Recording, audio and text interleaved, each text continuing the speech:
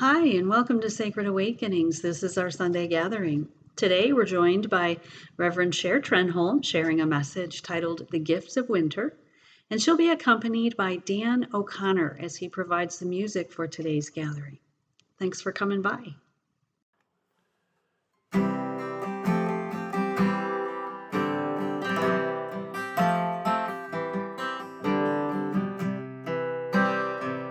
I have finally found a way to live like I never could before. And I know I don't have much to give.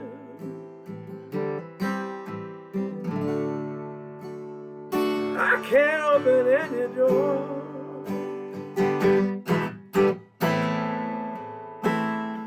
Everybody knows the secret. Ooh, everybody knows the score. I have finally found a way to live in the presence of the Lord.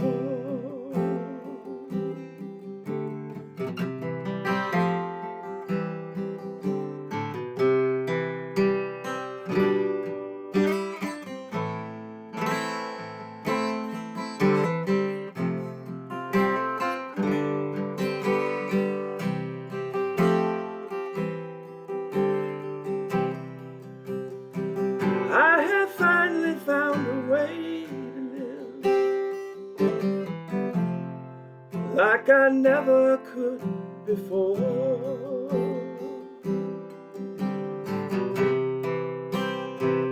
And I know I don't have much to give.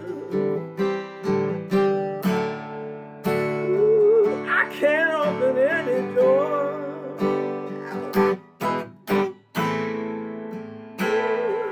Everybody knows the secret. Ooh, everybody knows the score. I have finally found a way to live in the presence of the Lord.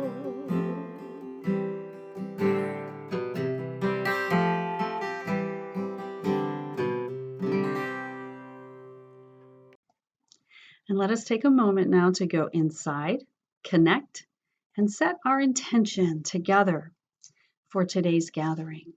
Coming together, we create a collective divine heartbeat. We affirm truth and peace abide here. We gather to remember and recognize the divine mystery within.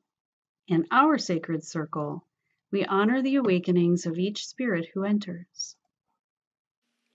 Earth, teach me, a Native American prayer.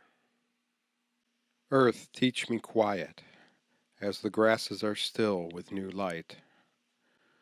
Earth, teach me suffering, as old stones suffer with memory. Earth, teach me humility, as blossoms are humble with beginning. Earth, teach me caring, as mothers nurture their young.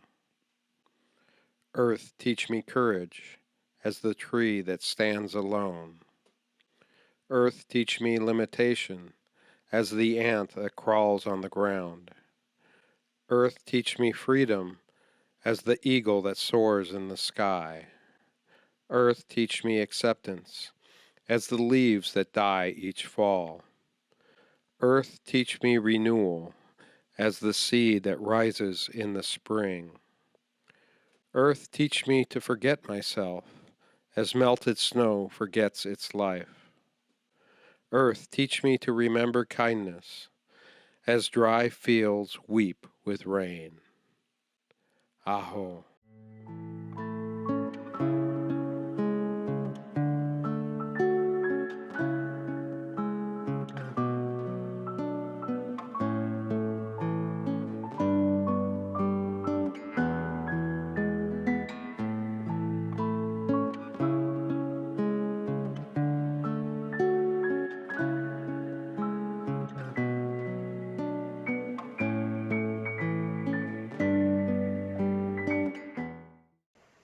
Good morning, friends. Thanks for such a warm welcome. And thank you, Dan, for your beautiful music, as always. You know, we all know that at some level that the totality of creation is continuously in a state of change. In nature, in the universe, in our own lives, we see cycle upon cycle of change, cycle of birth, cycle of death, cycle of rebirth. Everything is always in the process of coming into being or expiring. Nothing is ever static and nothing endures. It's good to have this reminder. Life itself means to separate from our source and to be reunited, to change form and condition. And every day we die to our old selves and we are reborn. To act and to cease, to wait and to rest, begin again with a new perspective. This is our cycle of life. And in the 4 seasons, change is demonstrated, for me anyway, so clearly. The refrain to a song kept coming up as I thought about this. And the seasons, they go round and round, and the painted ponies go up and down. We're captive on a carousel of time. We can't return, we can only look behind from where we came and go round and round and round in a circle again. Let's pretend that Joni Mitchell wrote this song about the seasons, and not on the deeper level about our human lives, but a little more on a surface level.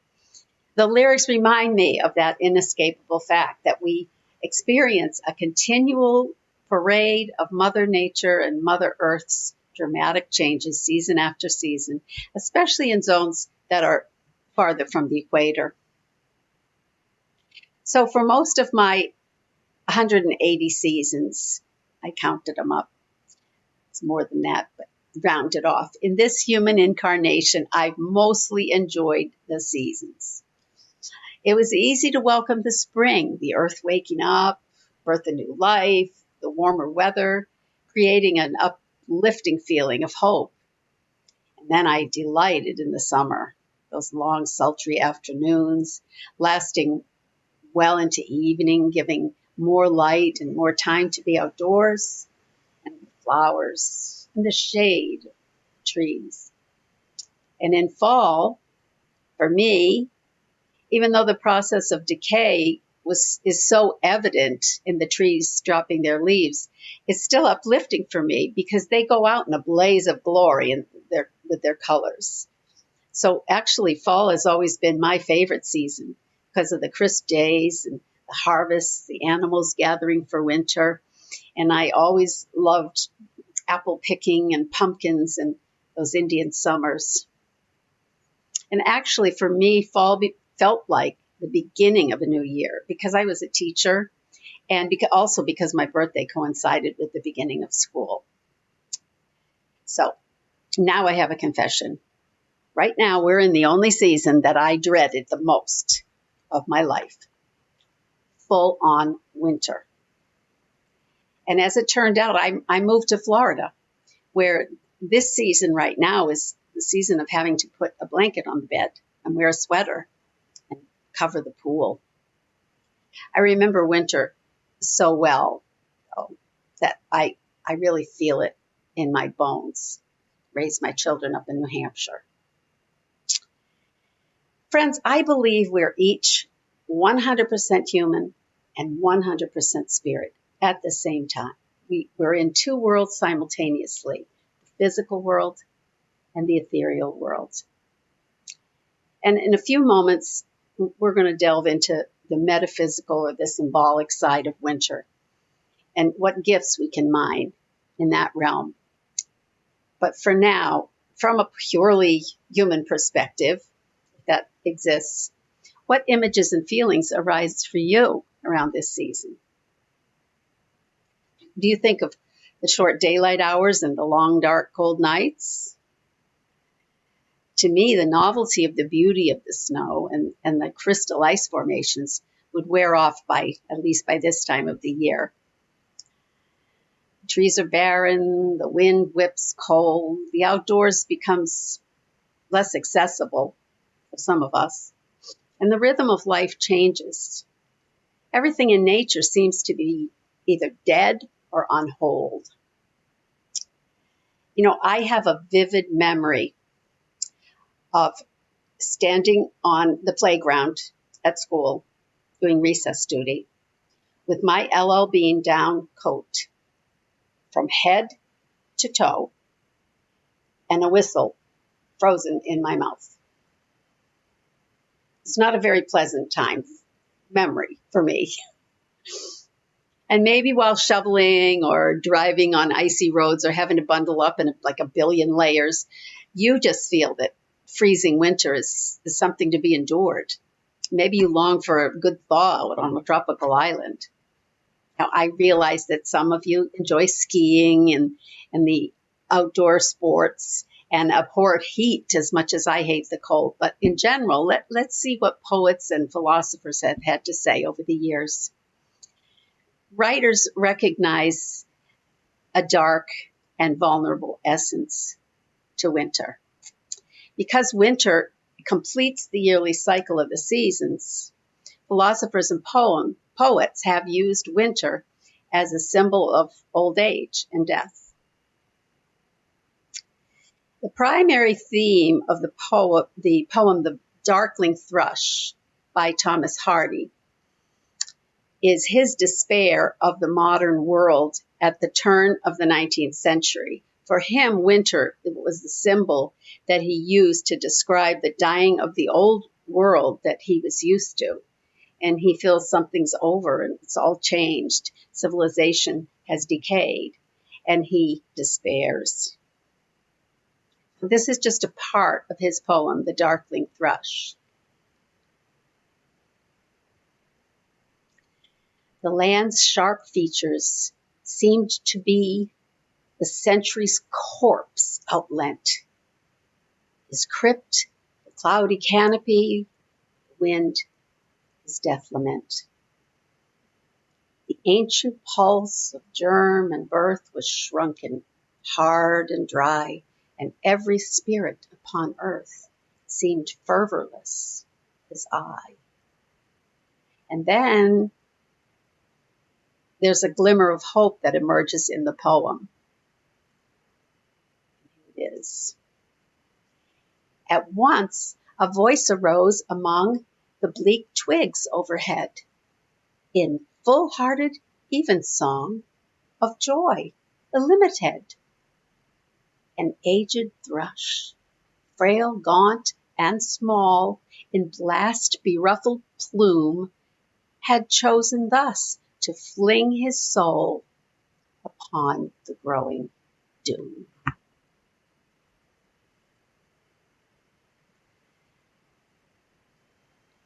To me, a stark loneliness does settle over and lasts for an interminably long time, unremittingly. By March, I've had it. Robert Frost talks about the loneliness of winter in the poem Desert Places. Again, I'll just read you an excerpt. Snow falling and night falling fast, oh fast. In a field I looked into, going past, and the ground almost covered smooth in snow, but a few weeds and stubble showing last. The woods around it have it. It is theirs. All animals are smothered in their lairs. I am too absent-spirited to count loneliness.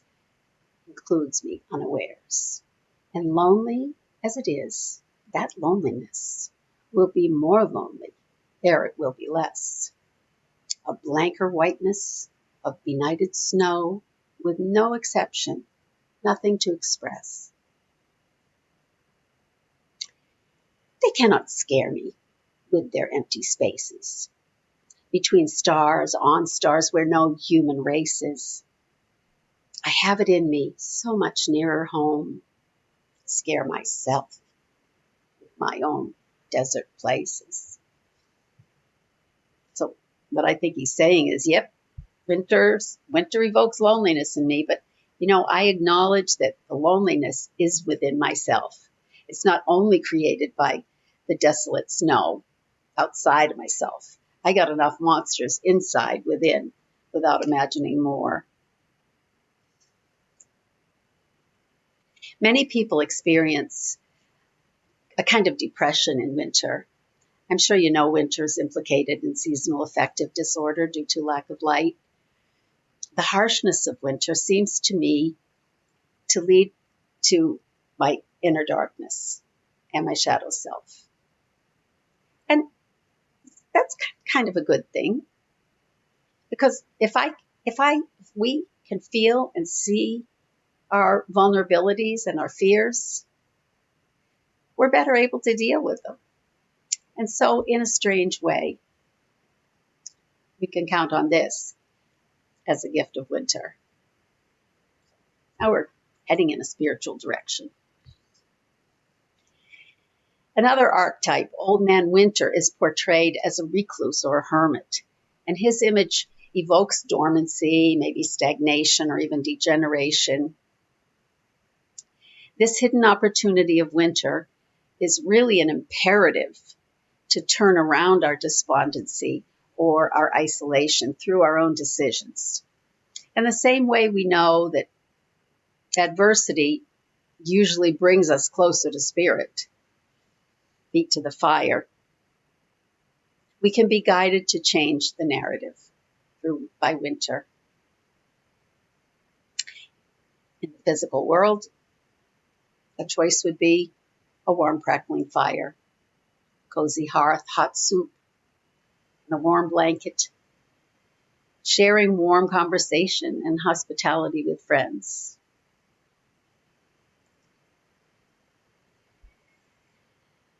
From Now Winter Nights Enlarge by the poet Thomas Campion sort of evokes this decision, just a little piece of it. Let now the chimneys blaze and cups o'erflow with wine. Let well-turned words amaze with harmony divine. Now turning to Native American teachings, I've found so much wisdom with the indigenous people. In the West, where the sun sets, symbolized by winter, is a place of testing, according to indigenous wisdom, where the will is stretched to its outer limits so that the gift of perseverance can be found. The capacity to stick to a challenge, even though it's very hard, is an important lesson to be learned through the challenges of winter. The West is the direction of darkness and of the unknown in Native tradition.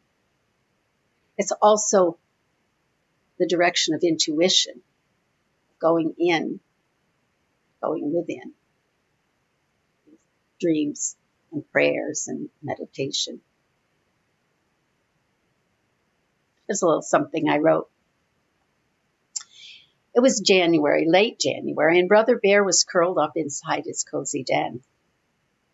He had long since abandoned his idyllic summer romping, fattening himself on fish and mice and honey and berries. His activities had reached a frenetic pace in late fall, as he prepared for the long, cold winter ahead. At the first snow, he had lumbered into his familiar cave and settled into its womb for his winter reveries. Outside, the wind howled, and the snow drifted into massive piles, but Brother Bear didn't notice. There, in the darkness, he reflected on the year gone by And as he snored, he listened to Mother Nature's soft whispers. In many Native American traditions, bear represents the power of introspection. In winter, when the face of death is upon the earth, bear enters the womb cave to hibernate and to digest the year's experience. To accomplish goals and dreams that we carry, the art of introspection is necessary.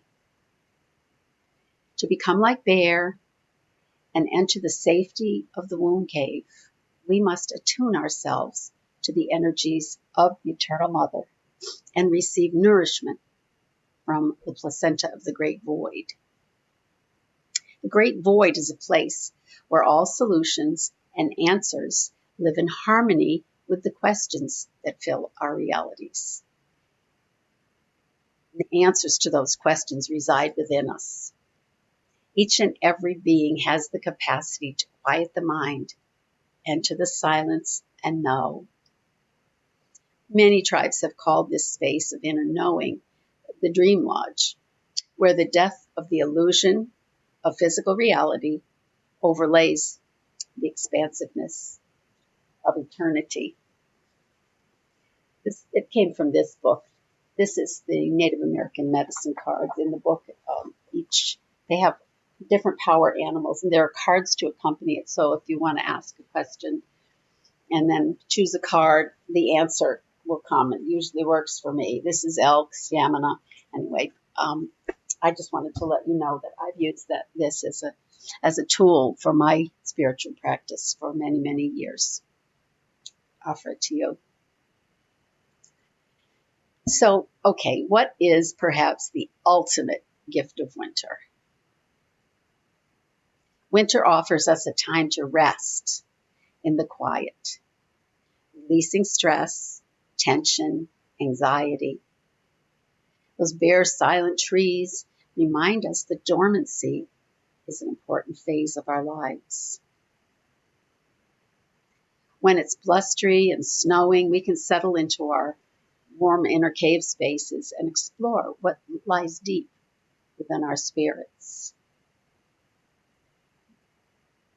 This is perhaps why winter is difficult for me, because I'm such a busy person, and getting me to sit down and introspect is difficult. So thank you, winter, for the opportunity. When icy winds blow, we can always listen to that voice of inspiration and messages from the divine.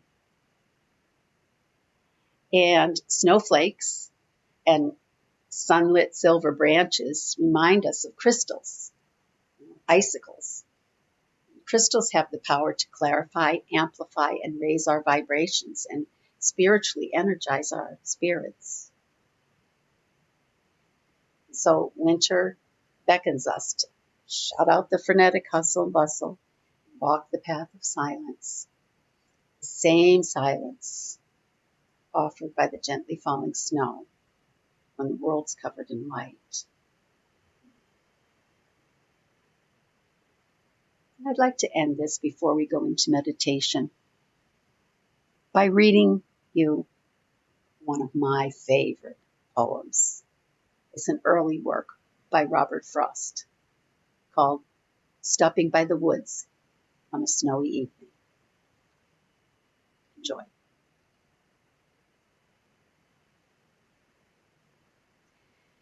Whose woods these are, I think I know. His house is in the village, though.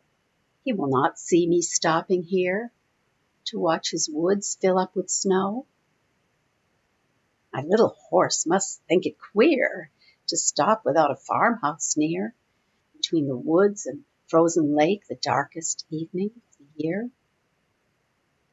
He gives his harness bells a shake to ask if there's some mistake. The only other sounds the sweep of easy wind and downy flake. The woods are lovely, dark and deep, but I have promises to keep, and miles to go before I sleep. And miles to go before I sleep. May you find many gifts in this winter season, and may you have miles to go before you sleep. Namaste. And now our time of prayer and meditation. And I invite you to close your eyes and listen to the sounds of the peaceful woods as it snows.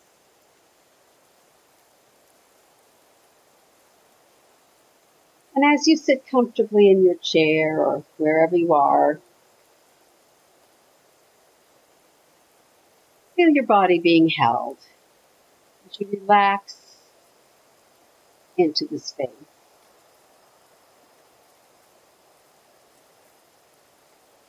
Take a deep cleansing breath and release any tension.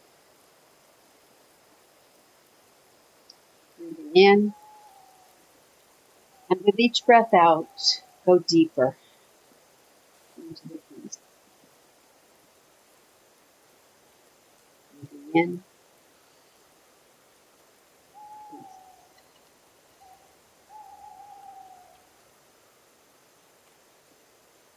Breathing gently in and out. Releasing all stress.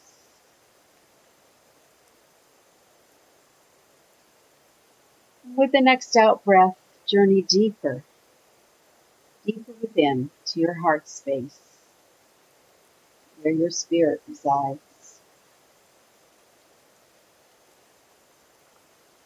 Imagine yourself like Brother Bear, settling in, cozy and warm, hibernating in the dream space.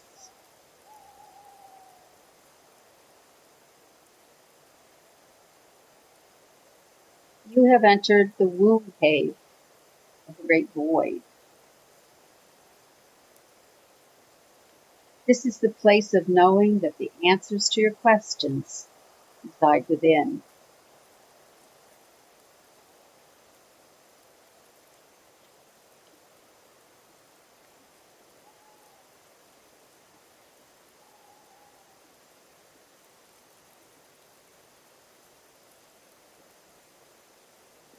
Now direct your attention to your head. In the very center of your brain lies the pineal gland that is a channel to other levels of imagination or consciousness. And now breathe into that pineal gland,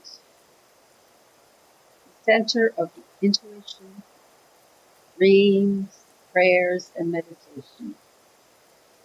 Breathing in.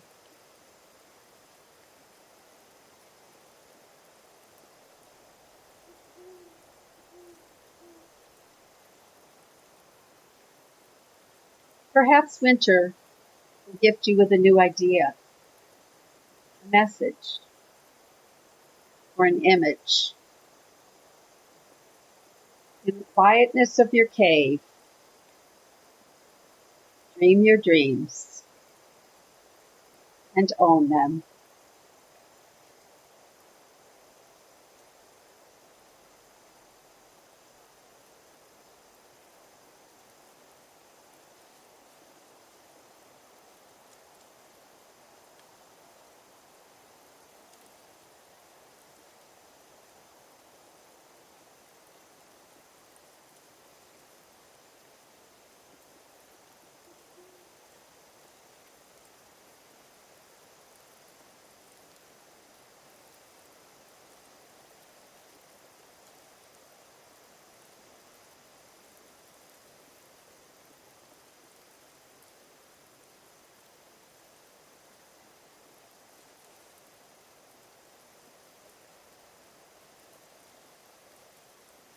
And now, as you return from your cave,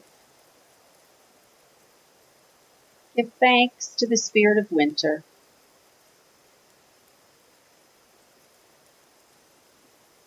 and the power of introspection. Coming gently back to the room, slowly moving your toes, your fingers a bit, moving around, stretching, and when you're ready, open your eyes. If you'd like, take a moment to jot anything you discovered, anything you felt or saw or heard. This is a gift of winter.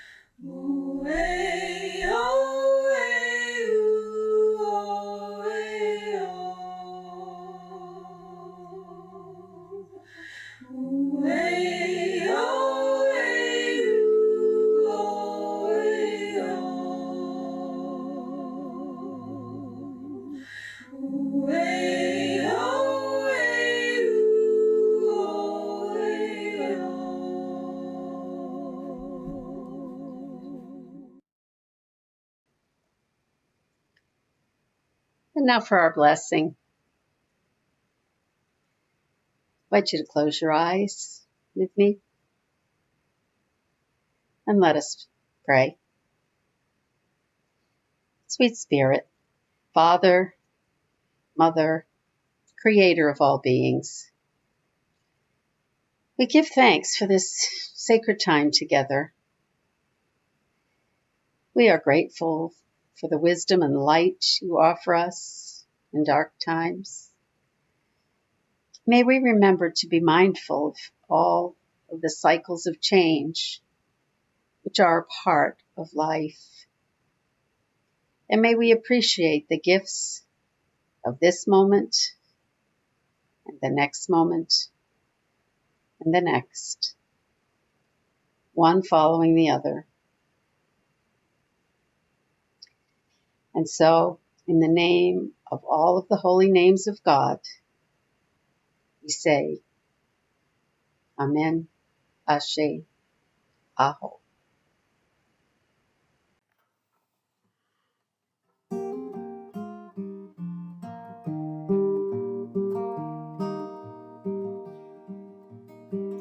One day a mother went to a prison to see an erring but precious son.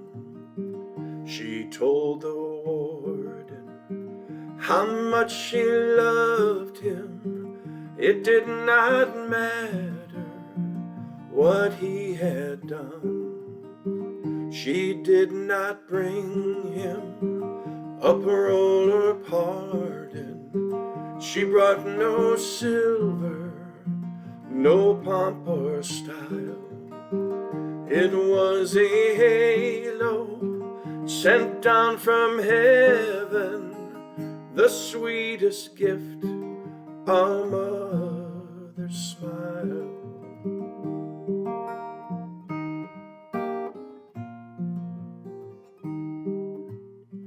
She left a smile you can remember. She's gone to heaven, from heartaches free. Those walls around you could never change her. You were her baby, and there will be. She did not bring him a parole or pardon. She brought no silver, no pomp or style. It was a halo sent down from heaven, the sweetest gift, a mother's smile.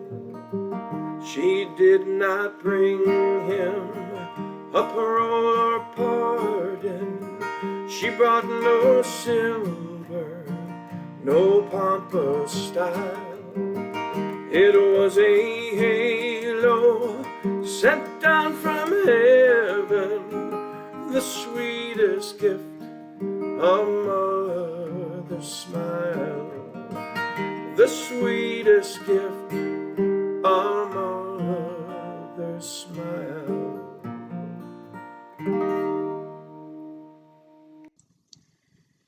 Thank you, Reverend Cher and Dan, for creating such a powerful Sunday morning for all of us. And thank you to all of you for joining us here on Zoom or Facebook or by watching on our YouTube channel.